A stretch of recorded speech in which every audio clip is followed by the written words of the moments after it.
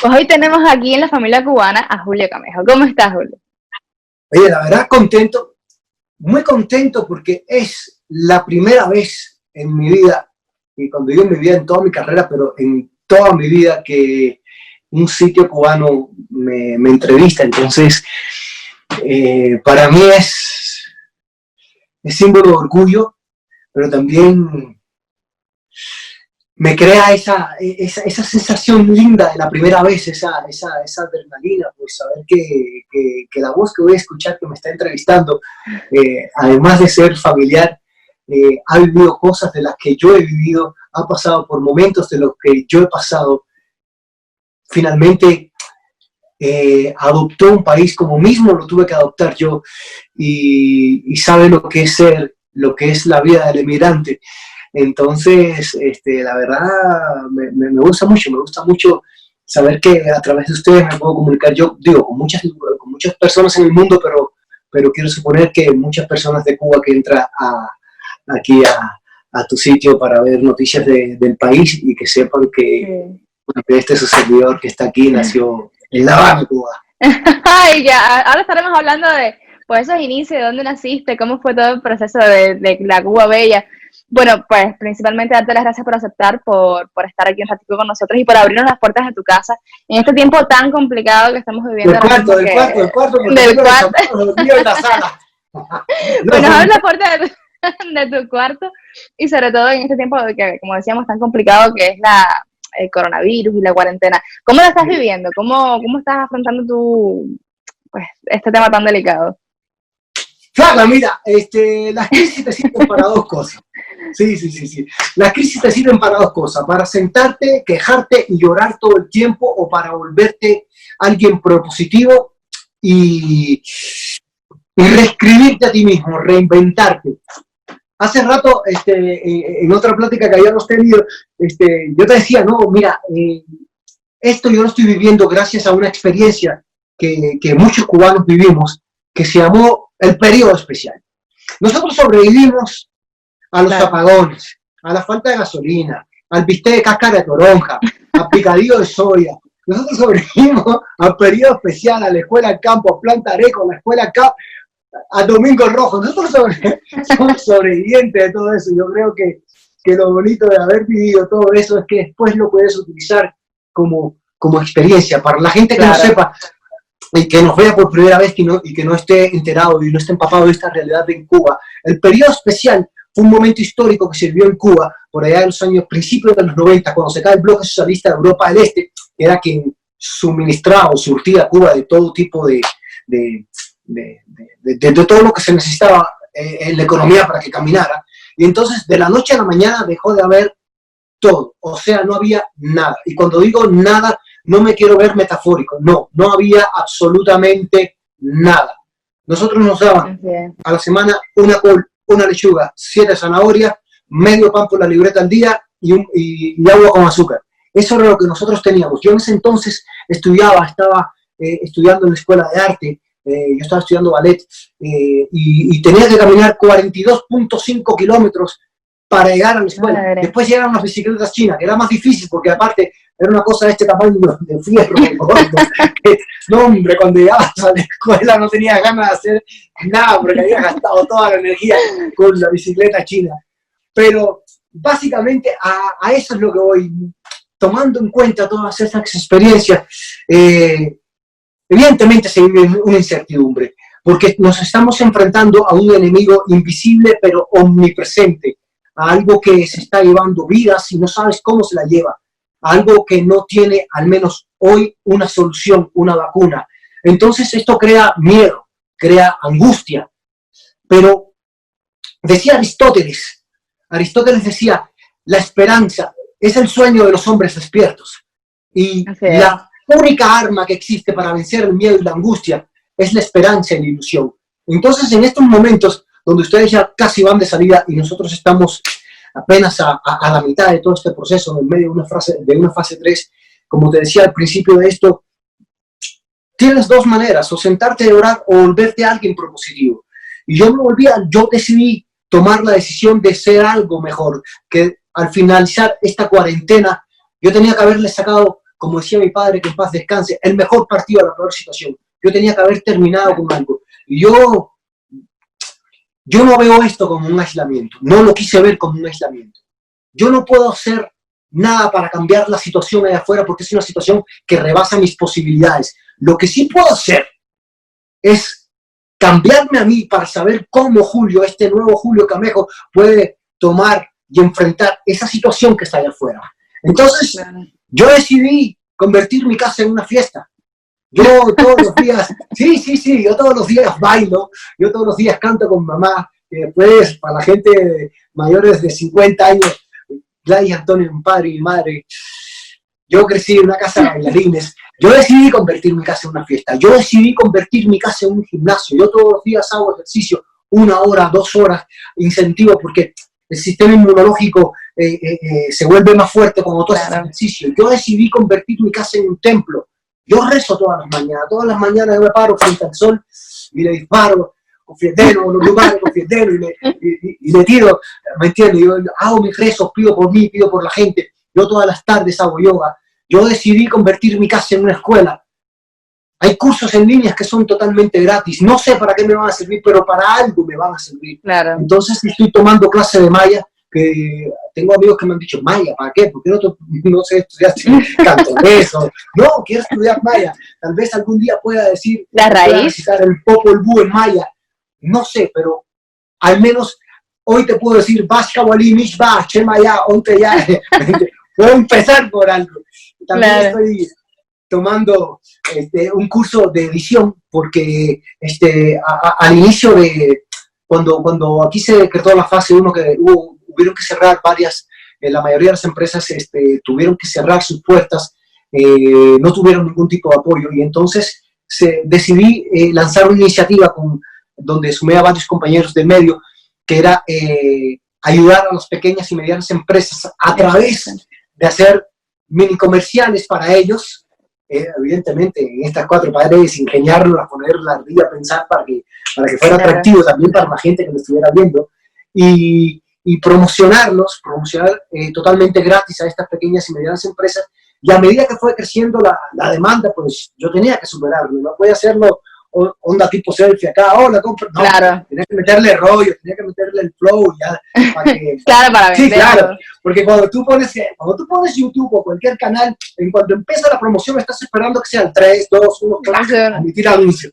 Claro. Entonces la idea era hacer anuncios atractivos, anuncios acá cachondones, con el rollo de comedia, ¿me entiendes? Para que la gente también se quedara y para que también estas marcas les ayudaran. Entonces para eso me di cuenta que tenía que mejorar mi rollo de edición. Entonces empecé a tomar un curso de edición y bueno, al menos hoy me está sirviendo y tal vez el día de mañana me sirva para algo, pero cuando yo termine esta cuarentena voy a terminar hablando un poco de maya y te aseguro que voy a terminar editando. Muy casi profesional. Oye, has agarrado la cuarentena con mucha positividad, con mucha energía, que a mí me encanta eso, y porque sobre todo siempre le digo a la gente, mantente activo, que sobre todo en tus redes podemos ver que llevas una vida súper sana, que haces muchísimo deporte, y siempre recomendarle a la gente que decirle eso, ¿no? Transmitirle esa energía, me encanta, de verdad. Estoy disfrutando mucho esta entrevista. Claro, tu nombre ahora es Julio Camejo, pero es un nombre artístico. Sí, el Camejo es de mi mamá. Yo en realidad soy Julio Antonio Sánchez González Pérez y Camejo. Soy hijo de Gladys González y Antonio Sánchez. Y que, por eso te decía hace ratito que la gente, que si alguien que tenga 40 o más de 40 años ve esta entrevista, sabrá quién es Gladys y Antonio, porque Gladys y Antonio son mis padres. Bueno, mi papá ya no está aquí, pero está. Y mamá, que sí está aquí afuera, que es con la que salgo bailando. Fueron de las parejas de bailes más importantes de Cuba, y fueron los que enseñaron literalmente en un momento donde la cultura cubana se estaba depreciando, cuando llegó un momento que en este ímpetu de igualar las clases sociales, de eliminar el racismo que existía, muchos exponentes empezaron a ser de raza afroamericana. Las orquestas, los exponentes deportivos, y entonces las personas de raza blanca empezaron a dejar de bailar la música cubana. Entonces ya bailar un cha-cha-cha o un casino o un son, era como, no, eso es hecheo. Ese era el término que se utilizaba en mi época de juventud, donde nosotros preferíamos el Johnny, empezamos a bailar la música que venía de afuera. Entonces a mi padre y a mi madre se le ocurre la idea de hacer 2 programas de baile, uno que se llamaba Aprendiendo a Bailar, que era un programa donde enseñaban a bailar todos los bailes de salón internacionales, cubanos e internacionales, porque es importante que la gente sepa que Cuba, aunque es una islita chiquitita, aportó más de la mitad de los bailes de salón que hoy en día se bailan en los grandes salones. Y por otro lado era Para Bailar, que era el programa donde las parejas se inscribían y ¿cómo se llama? Para demostrar lo que habían aprendido, pero el premio era un viaje a Varadero, un viaje aquí. Entonces, todos Cuba se inscribían, claro. En la época de nosotros, ir a una playa, ahí te encargo, ¿no? Porque para nosotros, desafortunadamente, en esa época, nuestras playas se redujeron a la playita de 16, hablo como habanero, que eran las playas de Arrecife. O sea, que las playas lindas no eran para nosotros. Entonces, tener un viaje a una playa era como, claro, wow, la playa. Entonces, de ahí salieron, de ese tipo de programas salieron parejas muy importantes en Cuba, como los hermanos Santos, Rebeca y Miguel Ángel Majuán. Así que fueron parejas que después incentivaron a las nuevas generaciones, a la generación de yo en mi época ya no quería bailar como mi mamá y como mi papá, o como Rosendo y Caruca, yo quería bailar como los Santos. Ya entonces, mi generación, los Santos porque era una pareja, claro, una pareja de afroamericana, y entonces tiraba paso de rumba con casino y formaban su relajo y todo eso. Entonces ya mi generación quería bailar como los Santos, entonces bailaba casino, tiraba su aguaje. Entonces yo creo que se logró ese cometido, que fue unificar en ese entonces a toda una sociedad y enaltecer los bailes de salón cubano. Y entonces, pues nada, lo quería decir porque mamá y papá yo los admiro. Claro que sí, además el orgullo. Oye, claro, es que llevas el baile en la sangre de ahí bien dentro. ¿Cómo inicias tú en este mundo del baile? Además de, bueno, ya sabemos que por tus padres. Mira, yo de chiquito siempre supe que no tenía el concepto de querer ser artista porque no sabía lo que significaba el concepto como tal de ser artista. En ese entonces, en mi época, empezaba lo que era Michael Jackson, Thriller, que fue un fenómeno mundial, y evidentemente, aunque en ese tiempo en Cuba no dejaban entrar otro tipo de música que no fuera la del campo socialista, Europa del Este, y la que se escuchaba en Cuba, pues habían personas como artistas como Michael Jackson que entraban porque entraban. Entonces todo el mundo quería hacer, yo decía, wow, cómo baila. Y entonces entró esta onda de break dance. Entonces, yo de chiquito siempre tuve afición por ser el que decía la poesía. Eso, la gente te ve como el punto que quiere decir la poesía en matutino, pero yo me encanta. Sí, la verdad, porque aparte, ¿quién quiere ser? ¿Quién levanta la mano para decir el poema de la escuela? Nadie.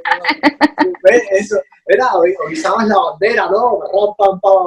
O estabas atrás echando el rollo, pero declamar el poema, no, eso. Entonces, a mí sí me gustaba. Yo era el que decía, cultivo una rosa blanca en julio. Yo sí me aventaba todo el speech. Y de chiquito siempre estuve en los talleres de baile y eso. Entonces, ya desde chiquitito empecé con este rollo de la vocacional. Después me fui a la ENA. Yo no era muy bueno, la verdad. Yo tuve un problema cuando yo nací con el pie chuequito, así, con el pie izquierdo mío daba para adentro. Entonces, yo me acuerdo que yo de chiquito, imagínate, yo corría como todos los muchachos en la calle, de hecho yo tengo todas las rodillas, todas las rodillas mías. Bueno, ya sé que echar naranja no tiene que ver con la camisa, pero la verdad pensé que nunca había cuarentena. No, me acabo de matar, acabo de romper. Me encanta, Julio. A toda la gente que me está viendo, pero la verdad que en medio de esta cuarentena, yo no me Mira, puse la camisa para estar lindo para ustedes de aquí para arriba. Pero bueno, ya que me paré, tengo el short aquí y tengo y la camisa. La naturaleza. Bueno, te voy a enseñar las rodillas. Qué chillo me estás dando, ¿verdad? Yo la verdad te quería enseñar las rodillas porque yo de chiquito me caía mucho. Yo iba atrás yo jugaba pelota, jugaba contra, lo que sí, me caía porque tenía el pie chiquito y me lo estaban arreglando con unos zapatos. Entonces, nada, cuando yo le dije a mi mamá y a mi papá que imagínate que no solo eran bailarines, sino también eran coreógrafos del Ballet Nacional de Cuba, de danza moderna, de ballet de televisión, llevaban los espectáculos, llevaban las funciones infantiles del García Lorca y las funciones del Carlos Marx, tenían un peso dentro de la cultura en Cuba. Y imagínate, cuando yo dije quiero estudiar baile, que de por sí la posición es amorfa, porque son, el bailarín entrena con, ¿me entiendes? La posición del bailarín clásico es 180, de 180 grados hacia afuera, yo tenía mi pie 180 grados hacia adentro, pues fue así como que, Julito, no quieres hacer otra cosa, yo, mejor organiza la casa, tú te quedas, yo decía, no, la verdad no, yo me gusta esto, yo quiero, y entonces, siendo mi papá y mamá quienes eran, la verdad no puedo decir que no me apoyaron, porque mi papá me daba clases a escondidas de mi mamá me llevaba y me decía, claro, te voy a meter una clase, dale. Y entonces me daban las clases para que yo pudiera pasar a la escuela. Y entonces yo empecé, evidentemente, yo era el último de la clase, el último que se fijaban. De hecho, a mí en la escuela me decían Espartaco, no después de la serie ahorita que donde Espartaco estaba lindo y marcado, claro y chulo, no. Ese entonces la gente, yo me acuerdo que se reían de mí, venían las muchachitas, las más grandes, las de quinto año, y se sentaban nomás para verme y reírse, porque aparte, imagínate, mi piecito a unas penas, un pie para afuera y el otro a unas penas estaba, pero yo sabía que yo tenía que entrenar más que todo el mundo, yo tenía y cuando todo el mundo se iba para la casa, yo me quedaba entrenando, y así me gané mi pase a la Escuela Nacional de Arte, y así me gané el concurso MIAC, que es un concurso en Cuba, que es el concurso de reunión de escritores y artistas escénicos, que es de los más importantes, y así me fui desenvolviendo, y así terminé en el ballet de Frankfurt, y así terminé en el ballet de Torino, hasta, bueno, se me rompió el talón de Aquiles y se jodió todo. Pero entonces, a lo que voy con esto es que esos fueron mis inicios fueron en la casa, viendo a Vitier componiendo para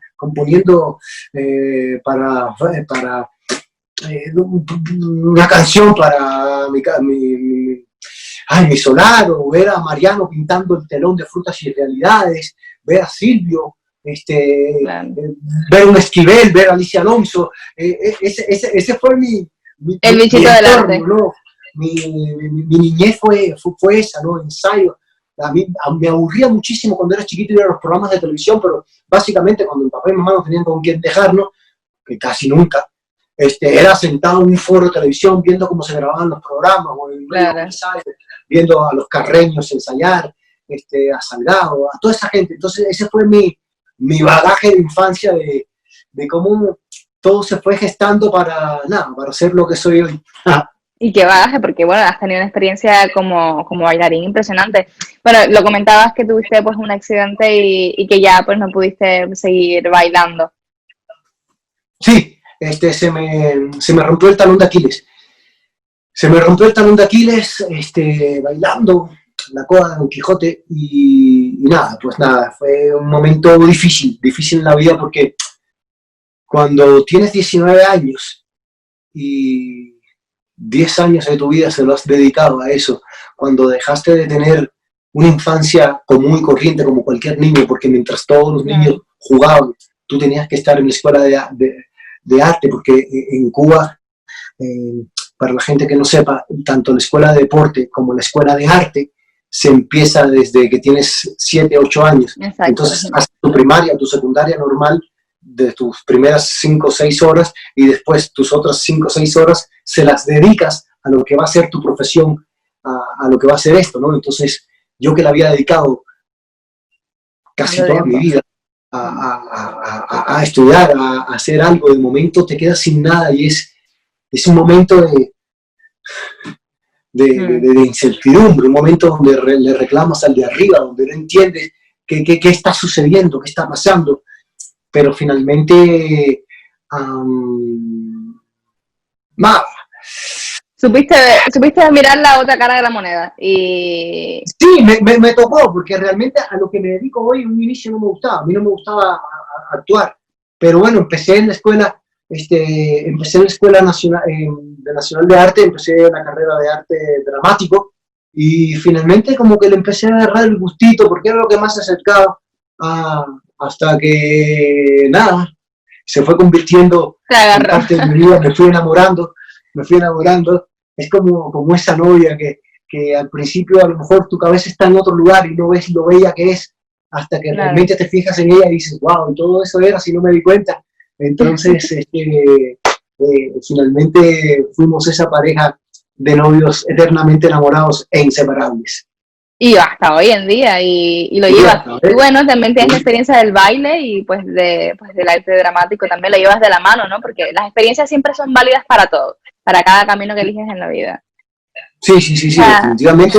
Eres un resultado de lo que fuiste, un resultado, un cúmulo de todo lo que pasaste, de experiencias, de vivencias, de caídas, de todas las veces que te levantaste, de todas las veces que lloraste, que sufriste, de todas las veces que reíste, que te emocionaste, que suspiraste. Ese es el bagaje que uno se lleva en la vida. Finalmente, yo estoy contento porque no ha sido fácil, porque tal vez mi vida ha sido altibajos de estar comiendo en el mismo restaurante con Plácido Domingo y al 2 semanas después estar limpiando una alberca en Cancún, porque ya no tenía, ¿me entiendes? Era así como ese nivel de experiencia.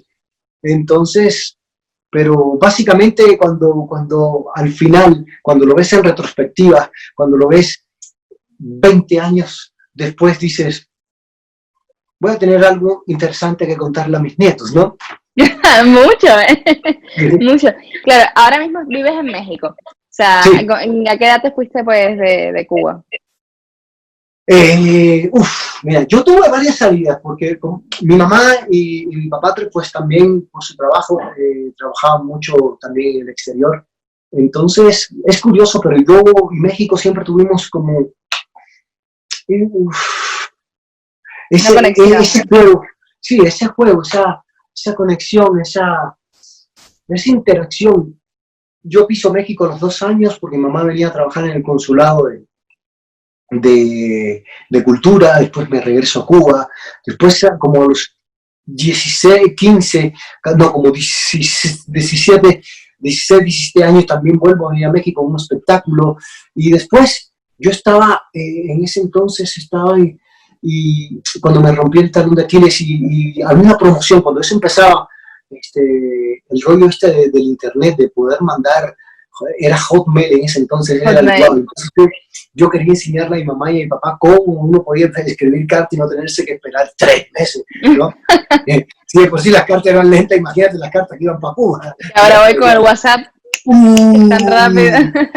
Entonces salió una promoción y en esa promoción decía fías Cuculcán $300 el mes y yo con lo que tenía, con lo que me daban de subvención en Milán no se vivía, ¿no? Entonces, nada, curiosamente me vine a Cancún, aquí estaba en un espectáculo y ahí me fui quedando hasta que todo se fue, la vida se fue dando, y nada, hay un escritor cubano que se llama Osama Lima, que para mí es uno de los grandes ilustres escritores cubanos, que dice que un hombre más que a sus orígenes se debe a su destino, y de una forma u otra México fue mi destino. Si bien Cuba fue el país que me dio la vida, México fue el que me brindó todo lo demás para poder ser el hombre que soy hoy, pero sobre todo México me regaló lo más grande que Dios le puede dar a un hombre, que son sus hijos, y mis hijos nacieron aquí, Sofía, él, y son el amor de mi vida. Y entonces tengo esa ambivalencia de tener 2 países, de tener dos amores y tener 2 lugares por los patrias. Sí, es válido, es válido. Sí, cuando claro. llegas a México, claro, siempre digo, porque a mí también me ha tocado, ¿no?, vivirlo, esta cosa de empezar desde cero, con un acento diferente, para un artista sobre todo. ¿Cómo fue para ti ese proceso de de cambio, porque ahora mismo estabas mencionando que pues algún día estabas pues cenando con gente muy importante y al otro estabas pues trabajando de lo que podías. Ah, sí, porque se acabó el dinero. Cuando se acabó el dinero, pues imagínate, no es como ahorita. Es importante que la gente entienda 25 años para atrás. Claro, no ahora, atrás. Una operación, sí, una operación en el talón de Aquiles no es lo que soy. Te enyesaban el pie durante 6 meses, la medicina deportiva, por decirle de alguna manera, no estaba tan avanzada. Hoy te ponen a caminar, son 21 días con el pie así parado y después te ponen a activarte. En ese entonces era como un yeso ahí, espérate 6 meses y era como que ya no vas a estar más en la Grandes Ligas. ¿Ya? Y entonces, pues evidentemente era eso que hablábamos hace rato, ¿no? Entonces yo tuve que empezar a buscar trabajo y nadie contrató un bailarín cojo. ¿Vale? ¿No? Entonces, yo estaba en Cancún y empecé limpiando albercas. Era un trabajo que odiaba, porque imagínate lo que es mi trabajo empezaba literalmente a las 11:30 de la noche y terminaba a las 5:30 de la mañana. Mi trabajo era recoger toda la basura de la piscina, con un frío endemoniado, porque justo empecé en octubre, en la fecha de mi cumpleaños. Yo decía, Diosito, ¿por qué este cumpleaños? Donde te congela, porque imagínate, el viento, la alberca estaba a ras del mar y de la temporada de huracanes. Entonces yo ahí agarrando todo, metido ahí, pero ahí duré un mes. De ahí me pasaron a las toallas. Pero yo la verdad siempre he tenido, como te has dado cuenta, no dejo de hablar, tienes una energía súper bonita, de afrontar las cosas con... Yo hablo. Y entonces me metieron para las toallas. Entonces, que digo, que tampoco era algo que amara mucho, porque la verdad, una cosa, en un lado me estaba congelando y en el otro me estaba asando, porque te ponen una palapita y tú estás abajo ahí luchando que no te dé el sol, ¿no? En dependencia de cómo va pasando el sol, tú te vas moviendo. Entonces, tenía que estar ahí. Pero yo venía yo tenía los idiomas, ¿no? Menos el inglés, porque en Cuba no nos enseñaron a hablar inglés. Ya Gabriel Paruski, para toda la gente, hablamos un poco de ruso, porque en Cuba nuestra infancia fue rusa. Nosotros somos, hay una canción que yo tengo, buenísima, que, bueno, a mí me encanta, pero nunca la he sacado, pero está ahí en YouTube, que se llama Biografía Cameco. Hay una parte que dice: no sé quién es Mickey, ni Donald, ni Pluto. A mí me criaron con muñequitos rusos. Vole y ole, tusa. Sí, esa se me cae la truza, periodo especial, la carne se lo fuga, la generación de la col y lechuga. Me cambiaron el ron por la chispa de tren, varadero, por la playita de 16, la carne de puerto por la de sardina, la madre que lo cubre en el cuadro esquina, la escuela de arte, pescado con espina, a pedalear un malecón en bicicleta china. Y Freisa. ¡Ay, me encanta! Gracias por regalarnos este pedazo de la canción. Era, porque esa fue la época. El trabajo voluntario, el trabajo voluntario, va a fururu un tambor en el barrio, desfile por la plaza, la cola del pan, en la piragua, concierto de Bambán, que se fue la luz de nuevo, ¡coño! A freír con agua los huevos. Eso era digo que son de las cosas que uno como artista hace un trabajo para uno mismo, porque fue nuestra realidad la que nosotros vivimos. Y entonces, pues nada, al haber estado yo un poquito en Europa, y la escuela de arte, que la verdad, ahí sí, mi respeto, porque es de las mejores escuelas por las que yo he pasado. Y eso que he estudiado en otras universidades y todo el rollo, pero la escuela de arte de Cuba, ahí nos enseñaron, la música se daba en italiano, el ballet se daba en francés. Entonces también eso fueron armas. Entonces cuando me pasaron las toallas, yo tenía como esa facilidad. Una para hablar, como ya verás, y la otra, pues... A mí me gusta la gente que habla. Me gusta muchísimo la gente que habla. Sí, porque... el cubano es hablador, el cubano es disparador.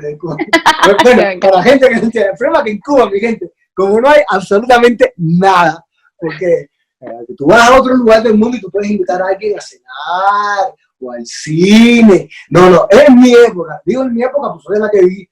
Lo único que tú podías tener para enamorar a una muchachita era el disparo, la bala que mató a aquel. Es decir, tenías que tener un buen verbo para enamorarla en ese momento en que la viste en la calle. hasta que ella tomara la guagua o entrara al lugar donde iba a entrar. Esa era tu única posibilidad. Porque el momento. No había manera de decirle, te invito a tal lugar o nos tomamos un café en tal lugar, porque no existía la posibilidad. Dicho esto, entonces, ¿por dónde iba? Ya me olvidé de la toalla. La toalla.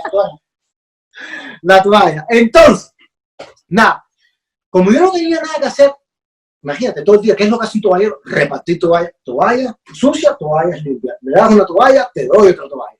Entonces empecé a estudiar un poco también de la historia de México, empecé a estudiar igualmente de la zona y todo el rollo para tener tema de conversación con la gente, porque evidentemente si eres un turista y vienes a México, lo que quieres saber es algo del entorno, y sobre todo Cancún, que para la gente que, bueno, el sureste mexicano, uno de los grandes asentamientos mayas era Chichén Itzá, pasaba por el corredor maya que se conoce, Cancún, que es el nido de serpientes, que es donde se venían a pelear los reyes, y Cozumel, que era donde se procreaba. Entonces, evidentemente hay muchas zonas arqueológicas, entonces yo me empecé a aprender eso, y sobre todo en diferentes idiomas para tener punto de conversación, y a razón de esto, pues, tenía buenas pláticas, y en los hoteles all inclusive, en estos hoteles donde tú pagas todo, y cuando te terminas te dan una hojita y decía, alimentos y bebidas, tenías que techar, y al final ponían empleado del mes, y entonces, en una de esas, pues, la gente puso mi nombre, y entonces el gerente, Ricardo Navarrete, evidentemente fue al departamento, en su junta mensual, fue al departamento de animación y deporte. Bueno, queremos felicitar a Julio Antonio Sánchez. Dice, no, todo el mundo se miró como, no sabemos qué, no. Bueno, después tuvo la junta con alimentos y bebidas, que es el otro departamento. Oye, nada, queremos felicitar a Julio Antonio Sánchez porque salió con muy buenos comentarios este mes. Todo el mundo se miró. Y entonces Scott Donovan, un bartender de Dallas, Texas, que más o menos hicimos una relación, porque aparte, era que, no, me da un refresquito, una agüita, 12 horas bajo el indio, disecándote, sin un peso. Entonces, yo decía, sápame con algo, mi hermano. Entonces, él me daba, me ponía mi refresquito, me ponía mi agüita. Y entonces, él dice, oye, yo creo que ese Julio, el que están hablando, es el de las toallas. De las toallas, sí, el de las toallas. Yo creo que me dijo que se llamaba Julio, no sé si se llama Antonio Sánchez, pero entonces yo veo una persona que viene hacia mí, Ricardo Navarrete, un tipo de buen porte, alto, venía vestido de blanco, ese día. Yo tenía, pues, evidentemente mi catálogo de promociones, todas las cosas, ¿sabes? Luchándola. Claro, viviendo. Nosotros tenemos que salir a luchar. Como cubano, a luchar. Ay, güey. Entonces viene Ricardo Navarrete. Hola, ¿qué tal? Buenas tardes. ¿Qué tal? ¿Cómo estás? Buenas tardes. Oye, mira, evidentemente, si viene alguien con el toallero, ¿para qué? Para pedir una toalla, no es para otra cosa. Claro. Y entonces, nada, se acerca y me dice, oye, hola, ¿qué tal? Buenas tardes. ¿Qué tal? Buenas tardes. Oye, veo que no traes tu traje de baño. Mira, si quieres, yo tengo una promoción aquí, que en el hotel de al lado, aquí está un poco caro los trajes de baño, pero yo te quiero decir que en este hotel tienes el 30%, lleva el código, Julio, va, y entonces me dice, no, yo no necesito traje de baño, yo soy el gerente general. Ay, Dios mío, se me acabó. De nuevo para la piscina, no puede ser, trágame tierra, aleluya, San Lázaro, lo que sea. Entonces me dice, no, mira, yo lo que quiero es de felicitarte porque saliste con el 78% de menciones y decirte que por qué no entras al equipo de animación y deporte. Y le dije, es que yo intenté, pero como estoy cojo, no me dejaron entrar en el equipo de animación y deporte. Claro. Dice, dile a Sergio Ursúa, que digo yo, que tú a partir de hoy entras al equipo de animación y deporte. Entonces, a razón de eso, ya empecé en el equipo de animación y deporte, de ahí fui creciendo, y ya me hice coreógrafo de ahí de la compañía, y después de ahí pasé por relaciones públicas y terminé en Caribbean Village, que, bueno, al final, para no hacerte el cuento largo, es que yo termino como gerente corporativo de entretenimiento de Allegro Resort Company, que es el que armaba el entretenimiento para toda la cadena hotelera, que manejaba Jactar Village, Caribbean Village y Diamond Resort. Pero llega un momento en mi vida donde ya yo estaba, me aburría, no puedo decir me aburría, extrañaba estar frente, estar en el escenario, no estar atrás del escenario.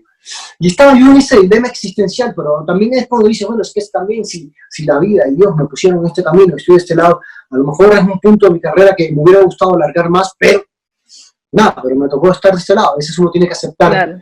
Su destino o confrontarlo. Exacto. Entonces, nada, casualmente corre al gerente de Vallarta, del hotel de Vallarta, Diamond Vallarta, y me toca a mí ir a preparar al próximo gerente y hacer el curso de inducción. Entonces yo estaba en Cancún, hago escala en México, y de México salimos a Vallarta. En el cambio de avión, me voy a buscar el otro avión, el que iba para Vallarta, entro, agarro el periódico, que es lo primero que leen los artistas, las culturales. Entonces, hablo de la página cultural y decía, último día, audición de fama. Y último día, audición de fama. Último día, me bajé del avión, me fui al estacionamiento. Hola, ¿qué tal? Sí, quiero ir al Teatro de los Insurgentes. Va, llego al Teatro de los Insurgentes, evidentemente, en un short así, tipo como el que te enseñé, en mi shortcito, en mi camiseta, con mi logotipo, la cadena de oro que nunca podía faltar en ese entonces en el cuello de un cubano. Y entonces, en mis sandalias y todo el rollo, porque aparte así era la vestimenta del equipo de animación, y como iba de un lugar a otro, tenía que ir vestido así, iba a hotel. Y entonces, llego al Teatro de los Insurgentes, que es como el teatro más importante de México, y llego y digo, hola, vengo aquí a hacer mi audición. Y la señorita me ve, evidentemente, me ve arriba abajo y me dice, currículum. Y yo, en ese entonces, bueno, 20 años atrás, no es como ahorita que tú tienes todo y lo bajas de la nube. Claro. No, había que llenar una hoja con fotografías, diciendo todo lo que yo decía. Ay, mira, no tengo, pero te lo puedo escribir. Me dice, yo no tengo hojas. Ok, bueno, ¿dónde está el baño? Fui al baño, evidentemente. Agarré el papel sanitario, tuve una pluma, sí. Le empecé a escribir, ¿no? Y entonces, evidentemente, cuando ella abrió ese pergamino, y vio, dijo, no, me estás mintiendo, me dejó ahí. Entonces, pasó el tiempo, y ya habían pasado como 8 horas, eran como las 4 o 5 de la tarde, yo tenía un hambre impresionante, no había cenado nada, no había comido nada, estaba ahí esperando, ¿no? Y entonces cuando me cansé de esperar, entré para la sala y dije, hola, ¿qué tal? Buenas tardes. Fíjese que llevo 8 horas casi esperando aquí afuera y nadie me llama. Veo gente entrar, personas salir, pero nadie me llama para hacer mi audición, y yo quiero hacer la audición. Y me dice Jaime Espilicueta, de hecho un director español, me dice, es que, o sea, así como viene vestido, no se hace un casting. Dije, perdón, pero es que un casting no se hace con ropa, un casting se hace de corazón a corazón. Y me dice, ok, súbete. Y estaba Goyo Montero. Goyo Montero fue el coreógrafo, de hecho también español. Y yo me había visto con él en el concurso de la Lausanne Suiza, porque su hijo había concursado en ese mismo, y él había sido jurado en ese concurso. Entonces pusieron una variación que, la verdad, para mí, no era muy complicada. A lo mejor para otros bailarines sí, porque eran más actores o más cantantes, ese grupo que me tocó, pero era una variación clásica. Pero para uno que había sido profesional y había dedicado mucho tiempo de mi vida a esto, hacer asamblea, no sé qué más, pirueta, hacer 2 piruetas, como, era el pan nuestro de cada día, ¿verdad?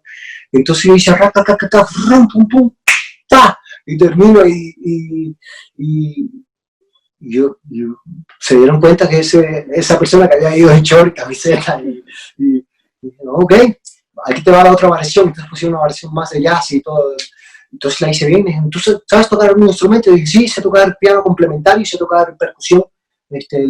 A ver, sácate una batería, que aparte sonaba eso super buff, pero bueno, lo agarré.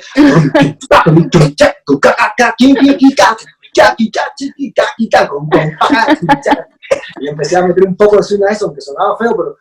Y entonces, canta, sí, bueno, canta un poco, bueno, ¿sabes esta canción? No, bueno, me la aprendí un poquito ahí. Y entonces ya canté, y al final me dijeron, te quedaste.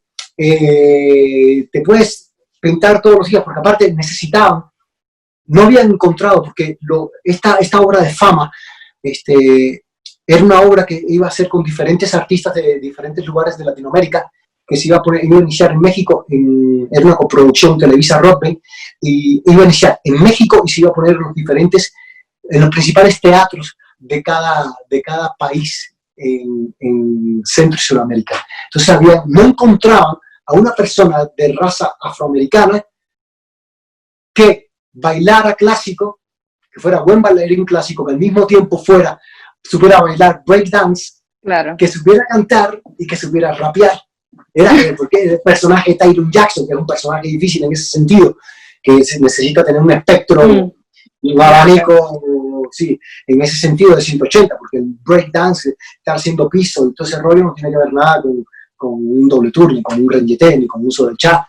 Entonces, y cuando tú cantas Dance is on the Subway, que es más como un bluesón, claro. un bison, ese rollo, no tiene que ver, no, ya, read, ni, asai morita, no sé, un sane, que era el otro flow, el otro rollo. Y entonces yo cumplía con esas expectativas, entonces me dijeron, va, tú eres Tyron Jackson. Entonces, nada, me a los hoteles, renuncié, empecé, y ahí es donde empieza mi vida aquí en la Ciudad de México en el año 98, con la obra musical de Fama.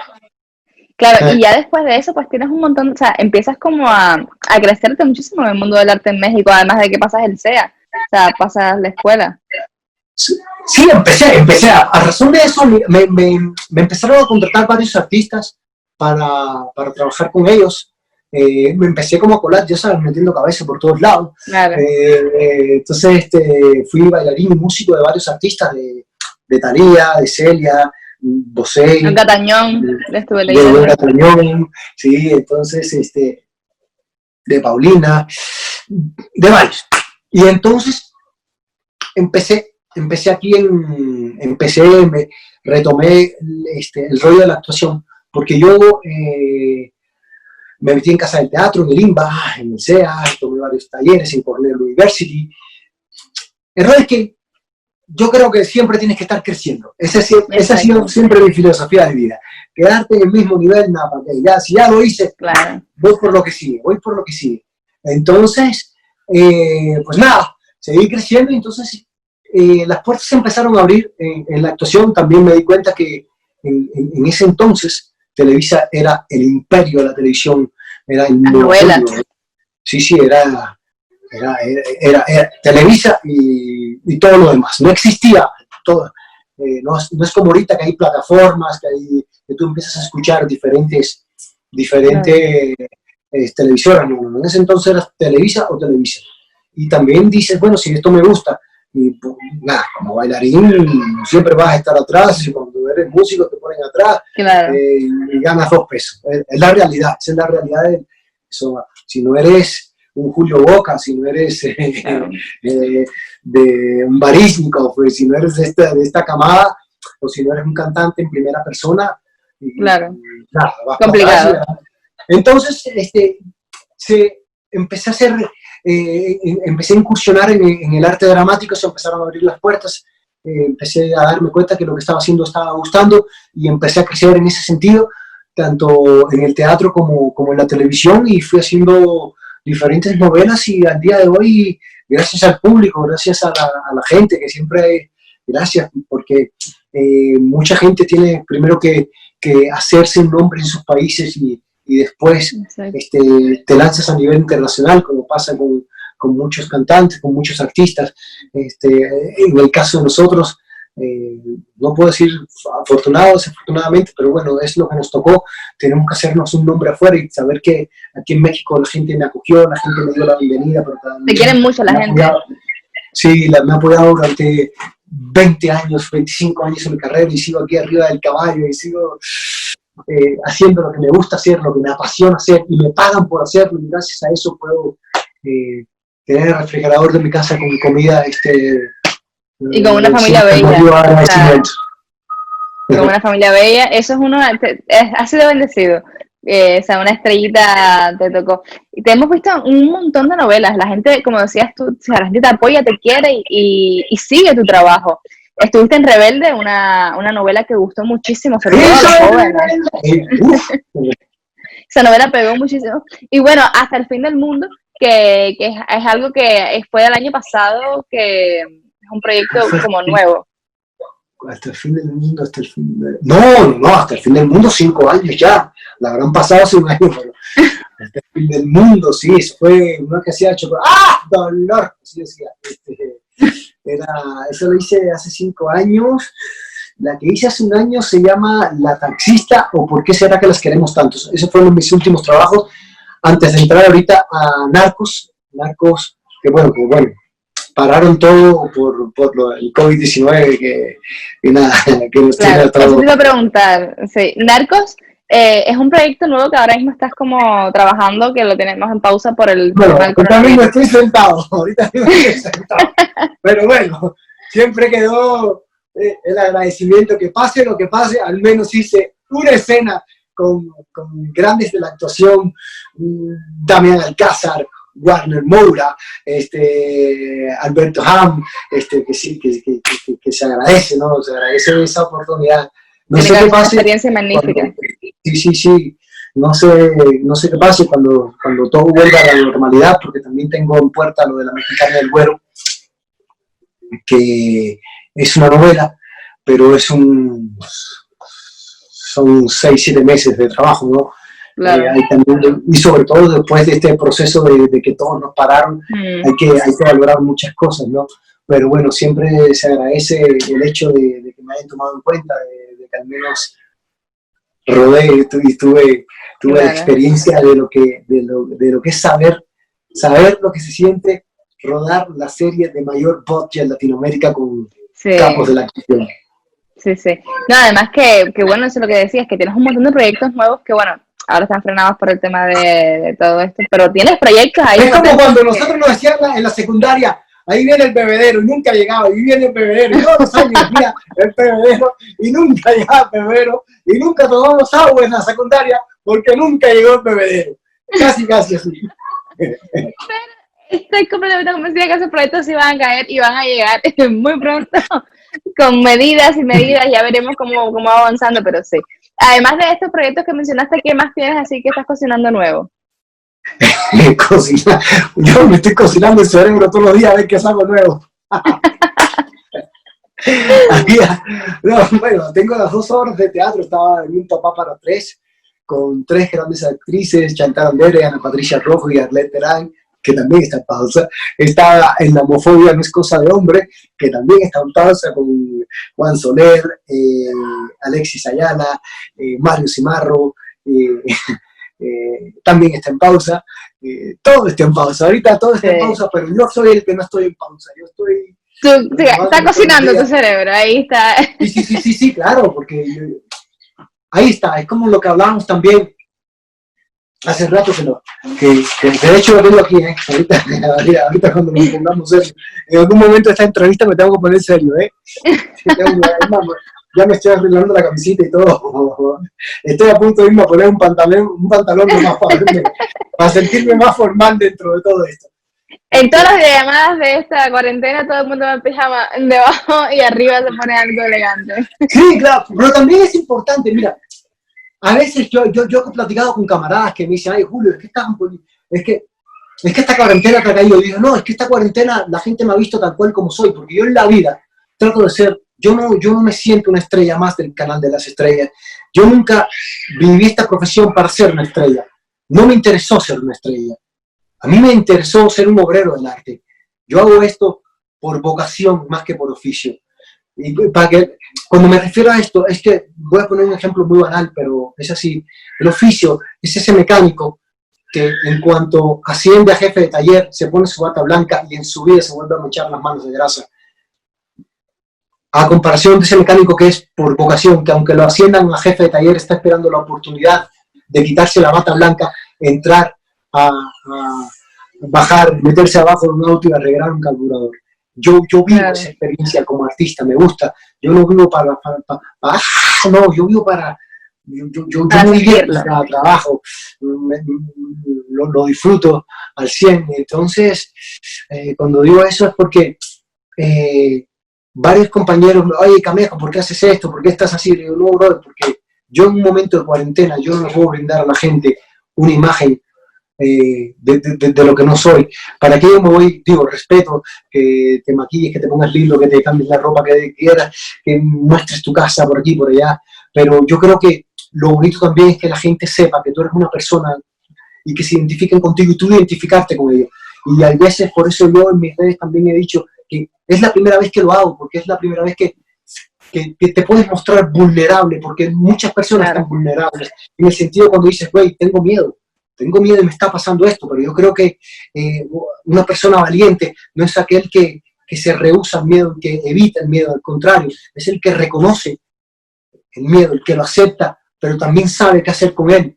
Y cuando no he podido dormir y estoy a las 3, 4 de la mañana, señor, no puedo dormir, hoy tengo insomnio. Entonces llegas a ese nivel de conexión con la gente que te dice, güey, claro, yo también estoy pasando por esto, yo también tengo insomnio, yo también estoy pasando por esta incertidumbre.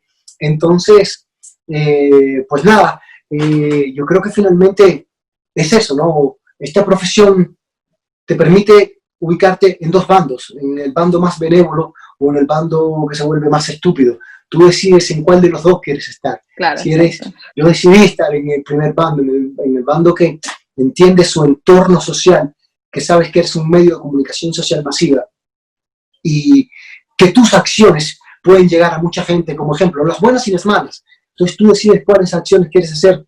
Entonces aquí, justamente en México, desafortunadamente las personas por miedo, por angustia, empezaron a agredir al personal médico verbal y físicamente porque veían a alguien vestido con su ropa de médico y se espantaban, no lo dejaban montar al autobús, lo sacaban de las tiendas, incluso hubo una persona enfermera que le echaron un balde de cloro como para desinfectarla y bueno, justamente ese día yo estaba tratando de componer una canción. Cuando vi la noticia sentí la necesidad como artista y por eso quería leerte esto. Esto es un poema que se llama, bueno, está en un boceto, pero es un poema que se llama Vocación de Héroes. Vocación de Héroes, que es que lo único que trata es tocar lo más importante, el corazón de las personas que nos escuchan y sobre todo enaltecer a la labor de los médicos. Entonces, como sé que estás en España, ya se lo dedicamos a los médicos de México, se lo quiero dedicar en esta ocasión a todos los médicos de España, a todo el personal médico. Cuando digo todo el personal médico me refiero desde el doctor hasta el que limpia el hospital, porque todos han puesto su vida en riesgo. Y dice así: tal vez no sepas qué hacer si has sido diagnosticado, tal vez no sepas qué hacer si de COVID-19 te han diagnosticado, o si un ser querido tuyo se han llevado al aislamiento por estar contagiado. Tal vez sea la incertidumbre de un momento intangible, o tal vez el temor a escuchar. Hicimos todo lo posible. Ay.